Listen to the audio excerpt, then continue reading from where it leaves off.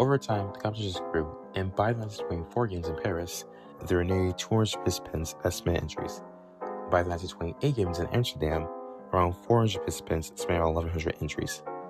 There's also the first one that sets up subcategories such as town planning, architecture, and orchestral work in music. This and other entries throughout the different games were held in museums such as the Stedelijk Museum and the Games in Amsterdam. And there are things that in some games artists actually sell their own work after their exhibition ended. The 1932 Games Los Angeles was the peak of the art competition, with their art being exhibited in the Los Angeles Museum of History, Science, and Arts, and had around 384,000 visitors during the exhibition. Now, even with the recent works, the art competition saw some problems. For one, the Olympics at that time were supposed to be strictly amateur, which kind of meant that the athletes or participants couldn't really get paid or getting sponsors or anything. They had to do it for free or just do it during free time. Because at that time, the Olympics wanted people who do these events not for the money, but for the passion or for the love of sport, as we put it. But some of the artists are professionals, and in some cases, they sell artworks. The second problem was that the judging process was very subjective, sometimes inconsistent, like how, for one example, some events in which some of the judges didn't really give any medals to anyone, or they gave any gold medals, or only give out like a bronze medal or something like that.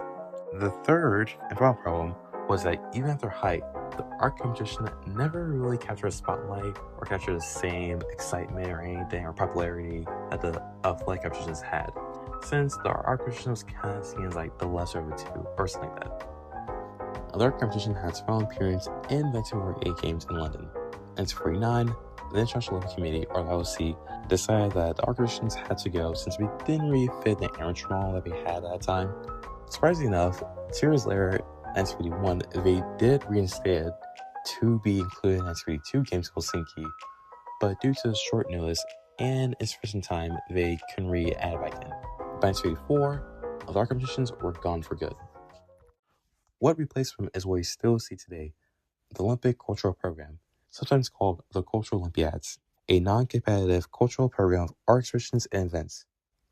Between 1912 and 1948, more than 150 medals were given for these art competitions. And even though the competitions themselves have faded, the spirit lives on and are still an important aspect in the Olympics. As one calls to bring these art competitions back into Olympics, but to no avail. And it does seem the Olympics are kind of fine with the current state of it.